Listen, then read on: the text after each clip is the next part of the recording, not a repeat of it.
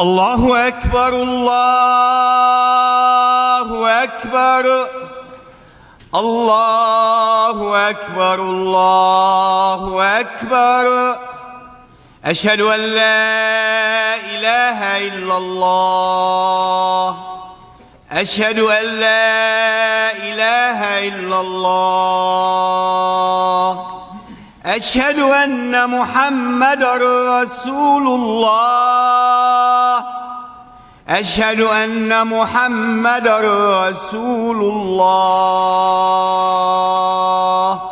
حي على الصلاة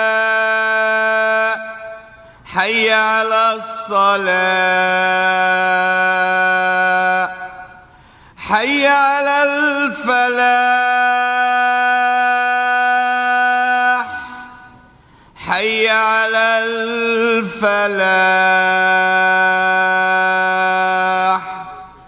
الله أكبر الله أكبر لا إله إلا الله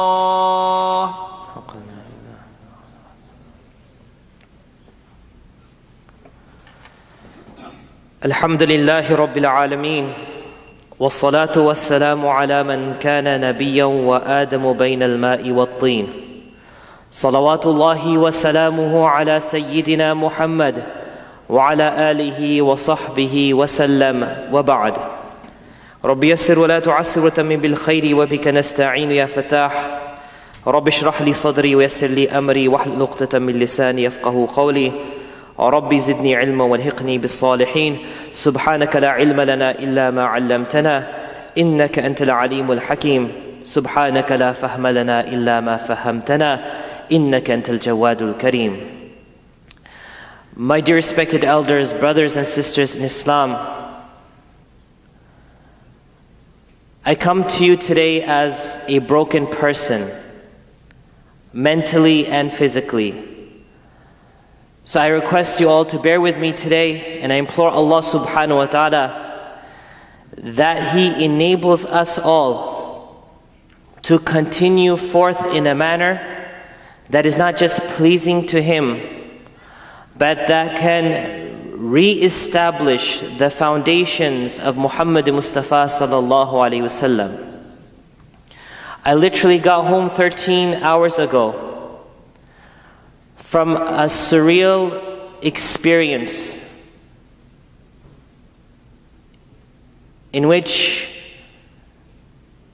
I had the honor to go and attend the janazah of Muhammad Ali. And I want to share with you what this experience entails. Upon setting out from Orlando yesterday morning at 4, I said to my followers online that a few years ago, and I believe it was in Medina, that a person taught me in Salatul Janazah, after the fourth takbir, before the salam, there's a small pause. And in that there is a dua that is recited, Allahumma la tahrimna ajrahu, wa la taftinna ba'dahu, waghfir lana wa lahu. And the meaning of this dua is very deep. O Allah, do not deprive us from his or her good. Now, good deeds and good actions are things that we understand you take to the grave with you. But that, my dear friends, is the reward of the good deeds and the good actions. Allahumma la tahrimna ajrahu entails, O Allah, this individual, as they are going down into the earth,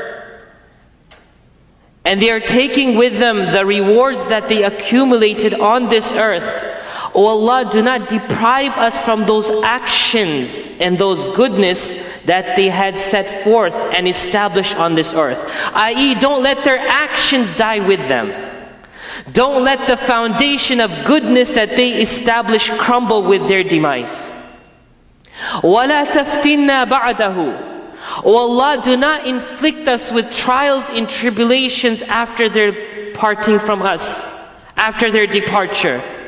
I.e., many a people on this earth, their mere presence in our family, in our community, in our towns, in cities, if not in our country, then in our world, are the means that Allah subhanahu wa ta'ala is holding back from evil afflicting us. But when they leave, that opens a door and a possibility for those evils to come and hit us. وَلَا تَفْتِنَّا بَعْدَهُ وَاغْفِرْ لَنَا وَلَهُ. No, Allah, you forgive us and you forgive him. So with this, when I went up there, and alhamdulillah, we were received by the brothers at the airport, alongside with Sheikh Nasir Janga and imams from Las Vegas, people coming from as far as Los Angeles and San Francisco. When we came to Freedom Hall, where the janazah service was taking place, all you could see from the time I entered Louisville to the time I exited, from the signs, the displays, the feeling, was all somber. And the acknowledgement was very clear. Hashtag the greatest. Hashtag the people's champion. Rest in peace, Muhammad Ali. And here at Freedom Hall, the janazah prayer service.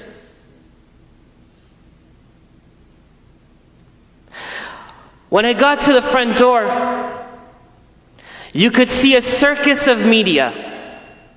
People all around the world, media, set up 2-3 feet apart, interviewing everyone coming in to the janazah services. And then lo and behold, while the imams are standing and talking, and leaders of the Muslim community from around this country are entering, buses are pulling up from Texas, buses are pulling up from Nashville, buses are pulling up from Michigan, buses are pulling up from Illinois. Why have you come for? What's your relationship with this man? Nothing. But something told me I need to be here. When we entered the hall, they had initially set up a separate area for the non-Muslims who also came in great numbers to sit down and watch the services. But later on, they allowed them to enter and mingle with the rest of the people. In this large hall, the size which I can't describe to you, 2 hours before the janazah, Imam Abdul Malik is speaking to the people. Sheikh Hamza Yusuf comes in, Yusuf Islam comes in, Turgaloo, Orlando Magic used to play for the Magic, Sugar Ray Leonard, Don King, the one-time famous boxing promoter, Lennox Lewis, Reverend Jesse Jackson, and you could just continue describing the people that came.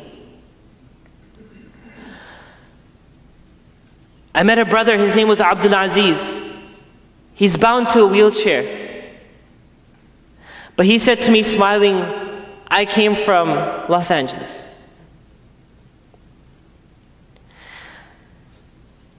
See all the display of the colors and the people. I can still recount the incident when 7 nuns, gowned in beautiful white garments, are running close to the front to see the coffin of Muhammad Ali. And as Imam Zaid Shakir so eloquently prepared the people and led the janazah prayer, followed by which Dr. Sherman Jackson and Sister Dahlia and others spoke, the family of Muhammad Ali sat on one side and just watched how the world has come. I can still recall while I was standing in the front 2 hours before the janazah service on the 4th row, I look behind me and you see a stream of people coming in like ants. They're just coming in. And after the janazah service, we dispersed. I went to a masjid locally, prayed dhuhr with the imam there, took some rest, and then went to the airport. And every single sign and billboard, to the extent that the buses where they're telling the route, they would say, "Long live Ali, rest in peace Muhammad." And I'm just watching all this. And when I got to the airport, I met with a TSA staff member. And we began a conversation for 10 minutes that the people around us just listened to.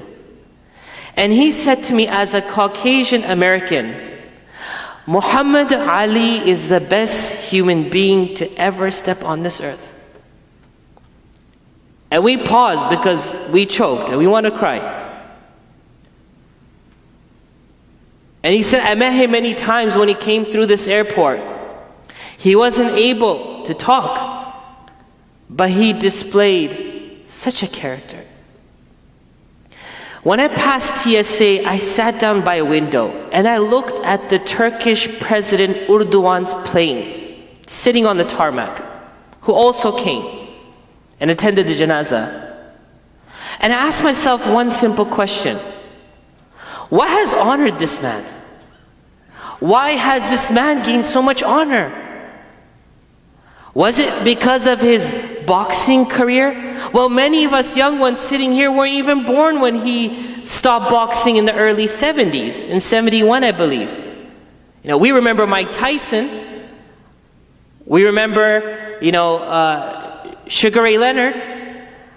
But Muhammad Ali wasn't from our time. What gave him this honor? It can't be his career, because he ended his career on a low note. He lost the last 3 and he lost them bad.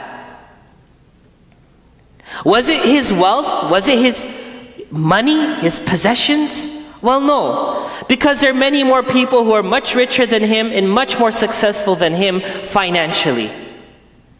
His finances kind of trickled itself till the end. I kept on thinking. I said, Allah honored him because of his Islam. Allah has given him this honor today. As you can see after the Jummah prayer, the services that are happening at 2 o'clock, that he got this honor because of Islam. But then the question arose, what Islam was he following? Was it the Sunni Islam or the Shia Islam? Was it the Sufi Islam or the Qadiani Islam? Well, he called himself a Muslim. Okay, then I thought deeper. Okay, was he a Shafi'i? Was he a Hanbali? Was he a Hanafi? Was he a Maliki? Was he a Salafi? Was he a Wahhabi? Was he a Ghair Muqallid? What was this guy? I want to know. I'm not going to leave Louisville until I know what is in this person. And again, I'm failing, because I can't point what it was. And then it dawned on me. This is a person who loved Allah, he loved his Rasul sallallahu alaihi wasallam, and he held the Quran as the manual of his life, always to walk in front of him. One time on an interview, Muhammad Ali was asked about what he credits his fame to. And he said, and I'm going to quote to you his words. He said, I am a strong believer in God and humanity. That's why God blesses me to be so great here.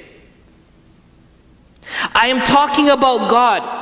I am pushing God. I'm pushing religion. I'm not talking about how great I am and how much money I have. I am always giving the praise to Allah. That is why I am great. And that is why that I am in this physical world, because Allah is who I push first.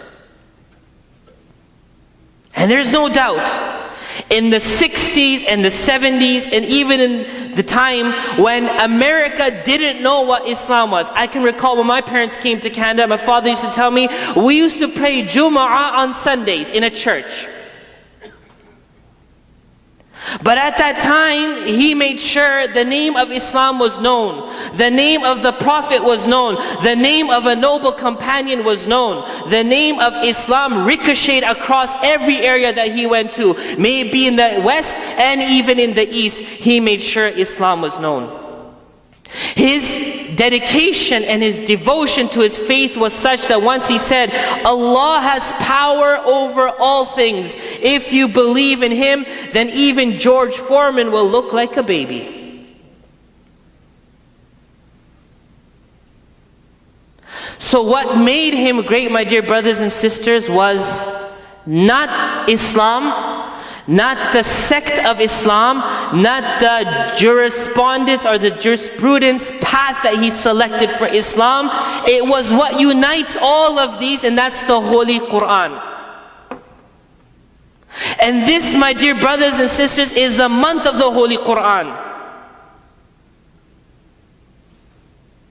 Muhammad Ali wasn't special. It wasn't something genetic. It wasn't something in his gene or in his DNA. It was what he brought into himself through the Quran. It was the Quran.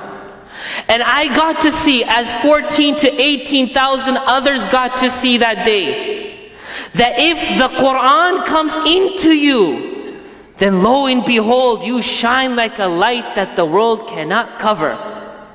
You will shine so strong that you'll make darkness look bad.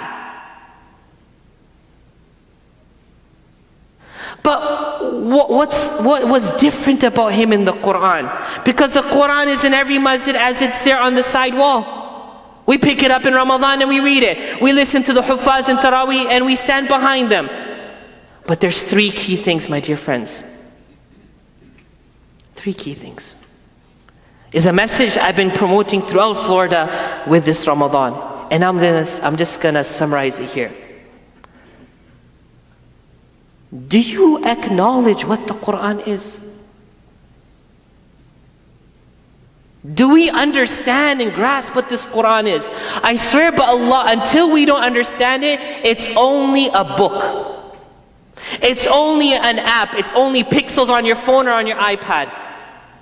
And it's only ink on papers when it's in two covers. But the day you and I can acknowledge what the Quran is, there will be 7 billion Muhammad Alis on this earth. Three things we need to acknowledge. Number one, the Quran is a treasure. As every treasure, the treasure is something that is concealed outwardly because within it has something very precious and important, correct? It's a box, a chest, a vault. But within it is concealed what? Something valuable. For every chest, for every treasure, there needs to be a key. Everyone's with me? Allah has given all of us a key. And He reminded us of the key 114 times in the Holy Quran, although it only comes in 113 surahs beginning. And that is, my dear brothers and sisters, Bismillahir Rahmanir Rahim. Not Bismillah Rahman Rahim. Not A'udhu Billah Min Shaitan Rajim, Bismillah Rahman Rahim. We have forgotten that if you cannot access the treasure, it's only going to take up space in your life. It's not going to be beneficial.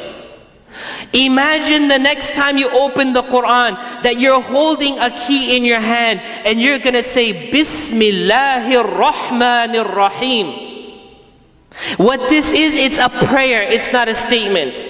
The back of it is Amantu billahi wa bi kitabihi wa abda'u bismillahir rahmanir rahim. I'm opening up this book, but it's of no use to me. It's of no benefit to me. It can't help me until I say these words. I have brought faith in Allah and on His book. I have surrendered myself. I have surrendered my intellect. I have surrendered my physical capacity. I have surrendered my wealth and my fame, and I've brought faith on Allah subhanahu wa ta'ala, and amantu billahi wa bi kitabihi wa abda'u, and now I'm beginning Bismillahir Rahmanir Rahim. Go and unlock that treasure in this Ramadan. That's what Allah wants from us. Allah made clear in the verses of the Quran, Yuridullahu bikumul yusr. In the month of fasting, not the 20 hours, the 15 hours, the 22 hours, the 16 hours, or how many hours you're fasting, Allah is saying, I want ease for you. I want you to let go of what you're chasing, because it's never helped you, and it's never going to help you. But unlock this book, and I promise you, you'll see something that you've never seen. Number 2, the Quran isn't barakat. In Urdu ke barakat ke liye hum karte hain. बच्चा पैदा हुआ, उसके बरकत के लिए अजान दे दो. Kid is born for barakat, for blessings. Our religion isn't blessings. You could go elsewhere for blessings.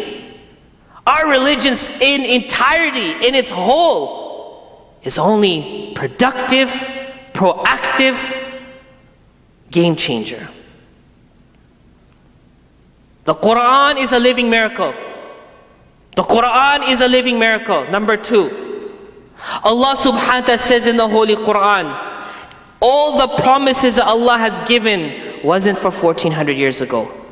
Those promises exist till today. There are people in our world today who continue to gain health and shifa from the Quran. وَنُنَزِّلُ مِنَ الْقُرْآنِ مَا هُوَ شِفَاءٌ وَرَحْمَةٌ لِلْمُؤْمِنِينَ. Question is, if you believe in it, and belief isn't lip service, it's when iqrar bil lisan hits tasdeeq bil qalb. When the two connect, when the batteries and the radio connect, you're going to hear something. But if you have a state-of-the-art audio system and you have no electric connection, it's useless for its purpose.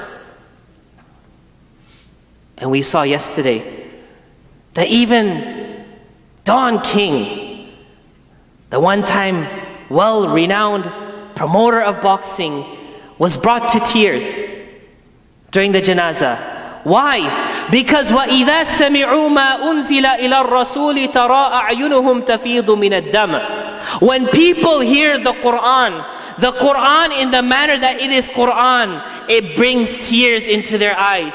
They unprofusely start crying. They can't hold themselves. They can't compose themselves. But the question is today, we have Quran on our phones, our ringtones, and everything else. How come it's not affecting us? Because we're not channeling it correctly.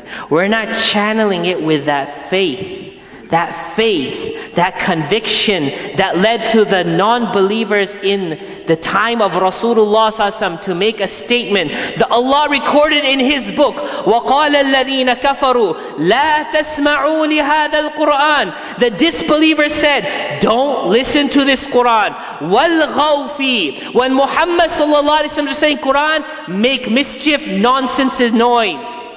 You know, sometimes when you see two small siblings fighting, and one's saying something, I'll go blah, blah, blah, blah, blah. Don't talk to me, talk to the hand. Why? I don't want to hear you. When the Quran is being read, do blah, blah, blah, blah. Because if that Quran from the tongue and mouth of Muhammad ﷺ touches the ear of anyone, it's a drug. It's going to get them.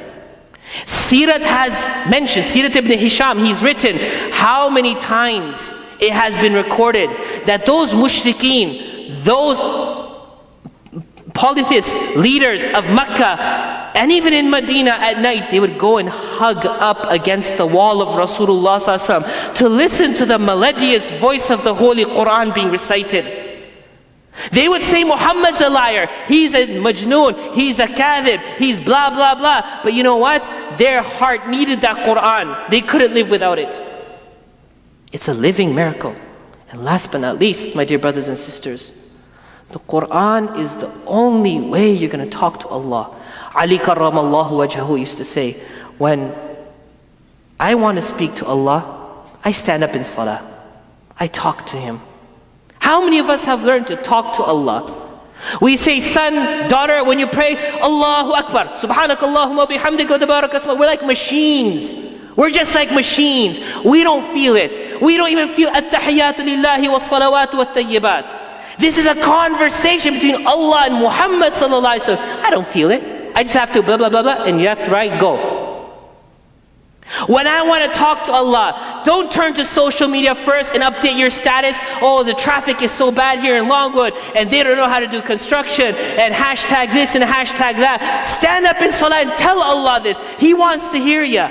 Allah wants to hear you. He wants to listen to you. And you know, number 2, when I want Allah to talk to me, I open the Quran. May Allah subhanahu wa ta'ala give us ability to revere His word, to acknowledge in this month that Allah has defined as a month of ease, to access the treasure of Allah that is the Holy Quran. And may Allah subhanahu wa ta'ala allow us to take example from those who became successful through this book. Wa akhiru da'wan alhamdulillahi rabbil alameen. Astaghfirullah la ilaha illa الحمد لله نحمده ونستعينه ونعوذ بالله من شرور أنفسنا من يهده الله فلا مضل له ومن يضلل فلا هادي له ونشهد أن لا إله إلا الله وأن محمدا عبده ورسوله. My dear brothers and sisters, another point that I reflected upon before jumping on that plane back was, why don't we have any more Muhammad Alis? That anyone in any given time could say, this is a human being. We don't want people to sympathize with Islam. We don't want no one's sympathy, empathy, nothing. We don't want it. We don't want anyone to come and touch us in the back and say, I'm sorry, we understand what those people in that party are doing against you guys and we're with you. We don't want that. We don't want to be defined as Muslims and Islam. We want to be defined as humans. We want to be defined as humanitarian. We want to be defined as leaders who bring a broken world back together again. Why don't we have more of those? Who stood up for the rights of the people, who stood up against racism, who stood up against wrong. How come we don't have many more of those? Because, my dear brothers and sisters, we are a ummah that's breached. There's a baby that's in the womb, it's fine. There's a baby that comes out to this world, it's fine. But if you know what a baby that's breached is, that's dangerous. It's stuck. It doesn't know which way to go. Today we're stuck. We say, Allah, we want to be with you, but we have dunya. Then we say we have to mix deen and dunya together. Where do we get this stuff from? Who brought this stuff up? Your deen is your dunya. Your deen will liberate you. You want freedom, become convicted to your religion. Allah will free you. That's why Dr. Sherman Jackson said that Ali put the question whether a person can be a Muslim and American to rest. He KO'd that question. He knocked it out. Because he exemplified that we don't need to be defined as patriotic Americans or Muslims. We are humans. We are humans that represent the best of both. So we need to get out of that zone where we don't know, we're hesitant. And for those who say we can't even say our names because people may make fun of us, remember, next time when you think of cutting your name or changing your name, Muhammad Ali was a name that he never felt shameful of. And so long we feel shameful of who we are, we feel shameful of what we represent, we can and we will never succeed. We send salutations upon the greater Muhammad. Ask yourself one question, I end with this. If Muhammad Ali shook the world and brought them to their knees and tears with love and admiration, how much greater is Muhammad sallallahu alaihi wasallam?